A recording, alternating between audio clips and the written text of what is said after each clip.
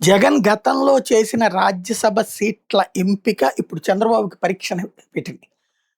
నలుగురు బీసీలని రాజ్యసభకు పంపించాడు జగన్. ఏక్‌దమ్. పిల్లి సుభాష్ చంద్రబోస్ దగ్గర నుంచి మోపిదేవి వెంకటరమణ దగ్గర నుంచి మోపిదేవి వదులుకున్నారు. అది ఆయన దురదృష్టం. బట్ పంపించింది బీసీ కృష్ణయ్య వీళ్ళందరిని కూడా పంపించారు. ఏకంగా నలుగురిని పంపించుకొచ్చారు. ఇప్పుడు చంద్రబాబుకి 4 రాజ్యసభ సీట్లు ఖాళీ అవుతున్నాయి. ప్రతిసారి రాజ్యసభ అప్పుడు ఒక గేమ్ నడుస్తది. బీసీలకో, ఎస్సీలకో, ఎస్టీలకో ఇస్తున్నామని చెప్పి తీసుకెళ్ళి ఓసీలకి ఇవ్వడం. క్రిందటిసారి గుర్తుంటే ఒకే ఒక్క రాజ్యసభ సీట్ వచ్చే పరిస్థితి ఉంది లాస్ట్ ట్రిప్. ఆ టైంలో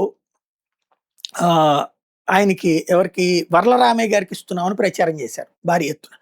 ఆయన బయలుదేరిపోయాడు ఇంటి దగ్గర నుంచి తాడేపల్లి దగ్గర దాకా వచ్చాక వెనక్కి వెళ్ళిపోండి అని చెప్పారు. ఆ తర్వాతన అసలు సీన్ కట్ చేస్తే అప్పుడు కనకమేడల రవీంద్ర కుమార్ సొంత సామాజిక వర్గానికి ఇచ్చుకున్నారు. అదేమంటే సాంకేతిక అత్యవసర కారణాలు. అదే జగన్ చేసి ఉంటే గనక పెద్ద డ్రామాగాడని చెప్పేవాళ్ళు. వీళ్ళైతే గనక అది లోక కళ్యాణం కోసం జరిగిందే నా ప్రచారం చేసుకొచ్చారు. ఇప్పుడు ఈ ట్రిప్పు 4 ఎంపీ స్థానాలను ఇది ఇంతకుముందు మనం ప్రస్తావించుకున్నాం కూడా. త్వరలో ఇప్పటికే మొన్న తెలంగాణ అయిపోయినాయి. ఇప్పుడు ఆంధ్ర అయి ఉంటాయి. రాజ్యసభ సభ్యులుగా ఉన్న ఆళ్ల యోజిరామిరెడ్డి, పిల్లి సుభాష్ చంద్రబోసు, పరిమళ నత్వాని, సానా సతీష్ల పదవీ కాలం జూన్ 21తో ముగుస్తుంది. అంటే ఇప్పుడు ఏప్రిల్లోనో ఇంకొక 2 నెలల్లో ముగుస్తుంది.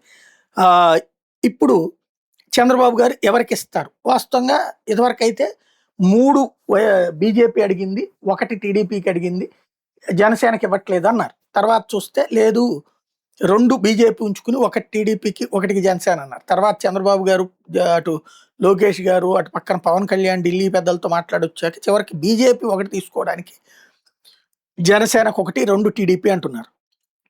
ఇప్పుడు సీట్ల పరంగా ఇప్పటిదాకా జరుగుతున్నటువంటి ప్రచారం పరంగా చూస్తే అంత అగ్రకులాలకు సంబంధించినటువంటి అంశమే నడుస్తుంది.